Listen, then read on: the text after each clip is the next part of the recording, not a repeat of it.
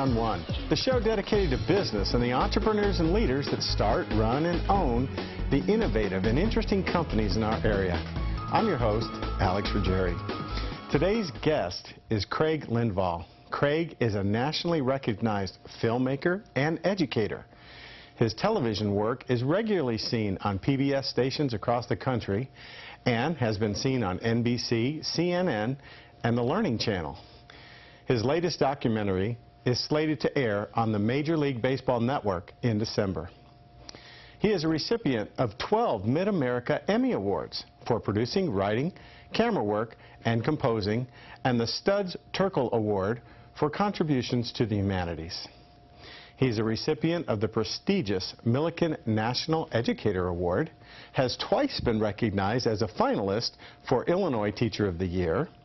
He was recently named the Illinois Teacherpreneur of the Year and was also recently honored with a Leaders in Learning Award from the cable television industry. In more than 30 years of teaching, Lindvahl has taught every grade from K through 12, and in his work as a filmmaker and musical director, he has worked in nearly 20 countries and with young people from more than 25 countries.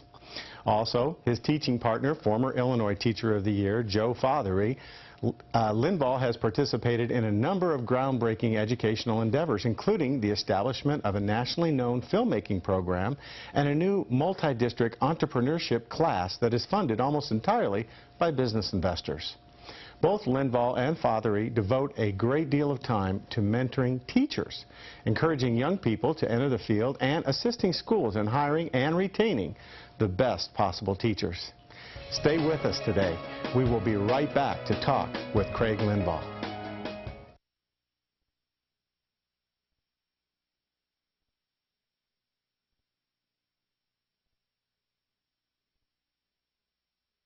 Thanks for staying with us. You're watching One-on-One, and my guest today is Craig Lindvahl. Welcome to the show. Thank you very much. It's delightful to be here. You bet. It's a delight to have you here. And after that introduction, folks, I think, have a sense of quite an impressive resume that you have. This show primarily is conceived around the idea of business leaders, entrepreneurs, inventors, people who run, own, and manage our businesses today. And people, when I invite them on the show, usually are CEOs or, top-level managers. And everybody I was talking to down, in Effingham, Mattoon, Charleston, your name kept coming up. And I said, well, tell me about him. Well, he's a high school teacher. I said, a high school teacher? Yeah, but you have to see the things and learn about the things that he's doing with our students. And I had the good fortune of having to observe something that was going on in Eastern, and I noticed you had brought your entire class to this, was an entrepreneurial forum put on by Eastern down in Charleston at Sarah Bush. And I got a chance to meet some of your students and talk to some of your students and learned more about what you're doing, and at that point said, gotta have Craig on the class. Tell us about what you're doing with the kids in your high school. Well, it's a class that we call CEO, Creating Entrepreneurial Opportunities, named by our students. They are students from 6 area high schools. All 6 school districts in the county are participants. It's a class that's funded primarily by business investors, which is what is different about this. So I have 50 or so business partners to whom I answer for things. Wow. We don't meet in schools, we meet in businesses. And our curriculum is sort of dictated by who's available and when. It's structured under some overarching principles, but we just take advantage of who will let us come see what they do, who will come in and explain things. Sometimes it's dictated by questions the kids ask me that I can't answer, so we bring somebody in to help understand things. So every day is different, every week is full. There are regularly these successful entrepreneurs who just stop in and out of class to see what's going on and what they might offer. So it's really an unusual experience. Well, now, is this, you say 6 different high schools participate. Where is the class, or does it rotate? The class has 4 homes. Each quarter of our school year, it rotates to a new home. Wow. But we move around quite a bit. I mean, yesterday we were out in a business visiting. Today we were out in a business visiting. Some days, 3 or 4 days a week, we'll be out somewhere else. It just sort of depends on the week and the topics that we're covering. Wow, that is an amazing thing to happen at a high school level. I went through the executive MBA program here in Illinois. They'll take you to China, and you get to tour, you know, some factories and or businesses overseas or whatever, or take you to Germany or whatever. But for somebody to have that quality of an experience on a high school level is amazing. Well, think about this. A couple of weeks ago, when the Cash for Clunkers program was winding up, we went to a car dealership, not just to investigate how they do what they do, which is very interesting, but also to ask about, what does this do for you, or what does this do to you? So we find out it brings a lot of new customers in, or customers who might have wanted to wait, but now they're going to trade. But on the flip side of this, there's a lot of cash being laid out for which they haven't been reimbursed. So we find out if a business has not made good decisions before, it's possible the business would be good enough to drive you out. You've got to have enough cash to take care of this. Right. A few days later, we went to a place called the Y Yard, which is where those cars end up. You know, we would fall under the umbrella of what we call junkyards, although it's hardly an accurate description of that place. So this is where those vehicles end up. What impact does it have on their business? Is it a good thing? Is it a bad thing? What sorts of restraints are they under? Can they get the same thing out of these cars they could get out of others? And then just yesterday, we went to Effingham Truck Sales, which is a place where it's a sort of different part of the transportation industry, but very aware of where we are in the economic cycle. You can sort of predict when we've topped out, and you can sort of predict when we've bottomed out by what happens in the trucking industry. Oh, great. Do you have any predictions for us after your visit? I would say that based on my year of experience in this arena, that it would appear that trailer sales are picking up, manufacturing capacity seems to be picking up a bit, and those are both indicators that there's more stuff going out and there's hope. That's great. That's awesome. Well, to me, that is fascinating as you describe it. It reminded me of the story of the father and the little boy, and the little boy is looking at the water going down the drain in the sink. And there's two responses to that. The enlightened father says, well, let's open the cabinet doors and take a look, okay? And then you see the P-trap, and he explains, well, the reason that pipe is shaped that way is so it traps some sewer gases, but the water goes through that, and then it goes down. And let's go down in the basement.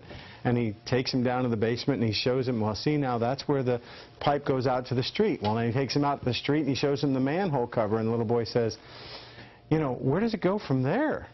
And he says, well, get in the car, we're going to drive down to, and they go down to the sewage treatment plant, and then they go through that thing. Now, compare that answer. That's something like what you're doing with those kids. It's precisely that, and that makes our students active seekers of information as opposed to passive recipients. And can you imagine the young child who asked his father that question, his father said, it goes down the drain. Leave me alone, you know, and that's what our kids get most of the time. I wish I could say that wasn't true, but that's the way we've done things for a long time. Unfortunately, yeah. Well, your method of teaching has got to be positive, have a huge positive, constructive impact on these kids.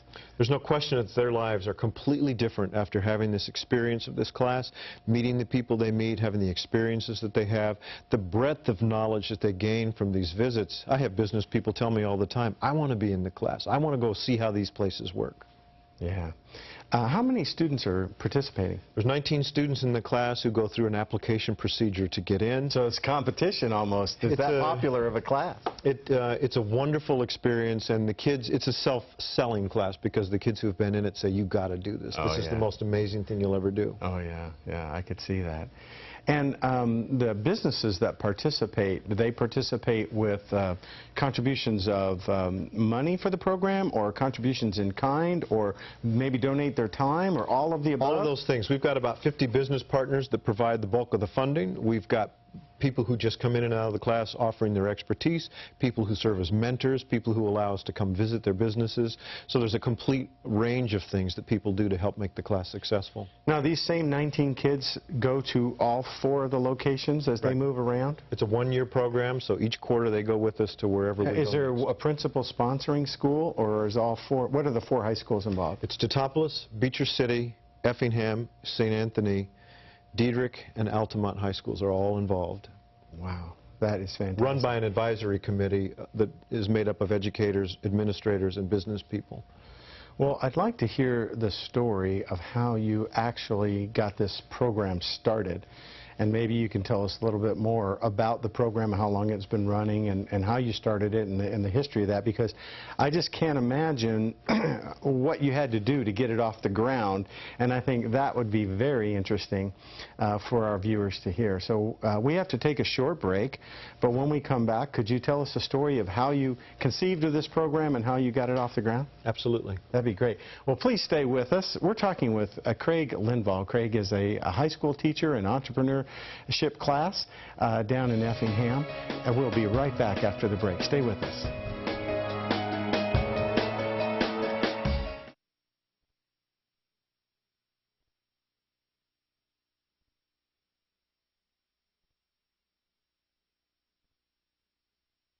Hi, you're watching One-on-One. I'm your host, Alex Ruggieri. This is a show about business, and we have a very interesting guest today, Craig Lindvahl. Craig is a high school teacher and a teacher of an entrepreneurship class down in Effingham. We were talking just before the break. How did you get this project started, and how did you conceive of it? I mean, tell us the story. It's a very cool beginning to this, which I had nothing to do with. My teaching partner, Joe Fothery, who was Illinois Teacher of the Year at the time, he took a former student of ours with him to film a conversation with Jack Schultz, a very successful entrepreneur in our area. And when they left Jack's office, this student said to Joe, "Every kid in America ought to do what I just did. I learned more sitting, listening to that guy than I've learned in a lot of things I've done." And Joe thought, you know, we should do that. We absolutely should do that. So over the course of, I don't want to make it sound easier than it was, but over the course of the next couple of years, plans were made, curriculum was sort of drawn up, what would the class do, what would this look like. Joe Fothery and Jack Schultz went out, and in 2 or 3 days they raised $150,000 to fund the class, to get it going. Goodness. Now, to fund the class, what did you have to do, buy cameras and... By me. Oh, by you, and yeah. A teacher. It was the main expense. Okay. And so then they approached me and said, would you be interested in teaching this class? And how did they tap you out? Well, I gave a talk about education and technology and innovation and where we're headed in this world. And I still have the message on my answering machine from Karen Walters, another great entrepreneur in our area, who said, could we just talk to you about this? And I told them, frankly, you know, at this point in my teaching career, I'm not looking to start something new. Right. I don't need that in my life. But I would be willing, under these circumstances, to talk about it. You know, you have to make it, you have to replace things in my life, not add to them. And so over the course of several months, they negotiated some of my time away from the school district and paid for that and figured out how all that would work. And then I just embarked on this journey where after 30 years I finally fit. This is the first time I've really fit as a teacher. I've been an accidental entrepreneur in education all these years, realizing that I didn't really fit, but I just have done some research. This is interesting, that entrepreneurs generally, according to this researcher, don't see themselves as risk takers because they're so sure it's going to work. They're perceived as risk takers by others because they see nothing but the risk. Right. But the entrepreneur says, this is not that risky. He sees nothing but the upside. Yeah, yeah, because this is going to happen. And I can see as an educator, I've always been like that, where I've said, you know what would be cool, and you know what would be amazing, do you know what our kids would love to do? And sometimes, you know, people I work for have been more like, boy, I don't know. I'm not sure about this. But I've always been sure it would be cool and fun no matter what happened. So this is perfect. There's no textbook. There's no real plan. I get to make it up as I go. I can say, I don't know, and it's a legitimate answer. There's these wonderful business people who can answer questions I don't understand. So it's a perfect environment. I'm comfortable with people coming in and out of our class all the time. It's just tailor-made for a guy like me. Yeah, that's fantastic. And the school board went along with it then? All 6 school boards went along, and my school district was gracious enough to say, yes, we will let you buy half of his day to do these things. And so they are flexible enough that they see value in this, and they say it'd be great for our kids to be a part of this, so we will help on our end by working schedule things around to make this happen. It's really a remarkable thing, but it's not something that couldn't happen in a lot of other places. Well, see, what I was thinking while you were talking is the same thing that occurred to that young man the day he visited with Jack Schultz. I'm thinking every school district in America should have a program like this. And they can. Yeah. You know, it needs a business community that is connected with their community, and most every business community is willing to be. And the funding is a component that doesn't have to come the same way as we did, but there are a lot of successful business people who would participate if they are asked. And then it changes the conversation that business people have about education, because it's no longer this world they're not involved in.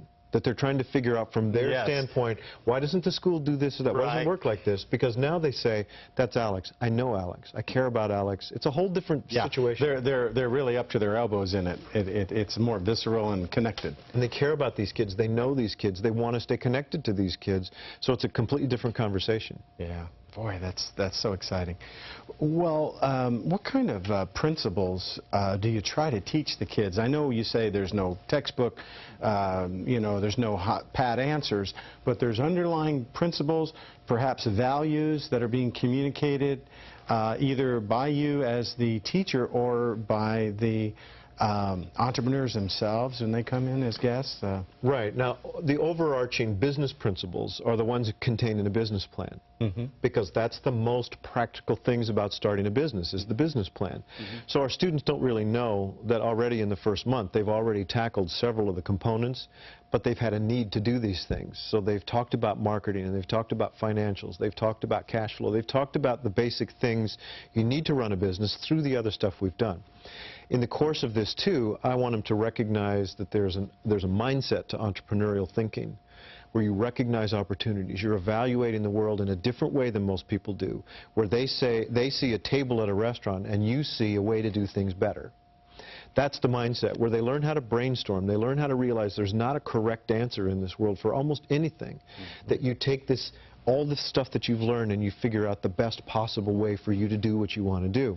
They learn to synthesize information, to learn how to communicate that information. I don't care what they do, these are all valuable skills. So during the course of our school year, they will complete at least 3 business plans, they will run at least 1 business, they will have presented at least 2 business plans to a panel of bankers. They will have done most everything an entrepreneur has to do to start. Wow. Can I take that class? That is so fantastic. As I said, I went through the MBA program and we learned a lot of stuff, but I didn't get to do all that. That's fun stuff. Most of our guests I did do a thesis, but I didn't do a business plan, and I didn't present it to a panel, and I didn't get a chance to do it. Most of our guests say this is like a master's course. Yeah. So in the course of our conversation, we had a conversation earlier this week about, all right, there was $1 billion in currency a year ago, now there's $1.7 trillion. What does that mean? And what does that lead to? And should we worry about inflation? And how does the Fed pull back some of that money? Well, of course, I can't answer that, but we have people who can, who really help the kids start to understand how this works, how the whole system works. And that's a very advanced sort of concept for high school kids to grasp. Yeah, what's funny is, when you leave school and you get into the workaday world, all of a sudden you realize, you know, you don't really understand how things work. You mentioned that you visited an automobile dealer and he helped them to understand how the cash for clunkers works. You know, I'm in the real estate business. People don't quite understand how you transfer title and all of the issues associated with, you know, the utility of the property that you're, you know, are there liens against it? Are there all these other things? Until you get into that business, you have no way of knowing that. So it's kind of like maybe it was Deming, I can't remember who it was, that said, you know, when you get a college degree or you get a high school diploma, really all you get is a learner's permit. The rest is up to you. You know, you're going to go out in the business world to get your master's, to get your PhD, or something like that. But it sounds to me like you're capturing that for the students and making it work in so many ways. We're going to, again, have to take a short break. I hate to do it because I'm having so much fun talking to you, but we have to do that for our sponsor's sake. But when we come back, I'd like to just get your perspectives on the future, where you're going to take this program, and how maybe some other schools could get involved. Can we do that? Absolutely. Okay, great. We'll be right back after the break. You're watching One on One, and today's guest is Craig Lindvahl. We'll be right back.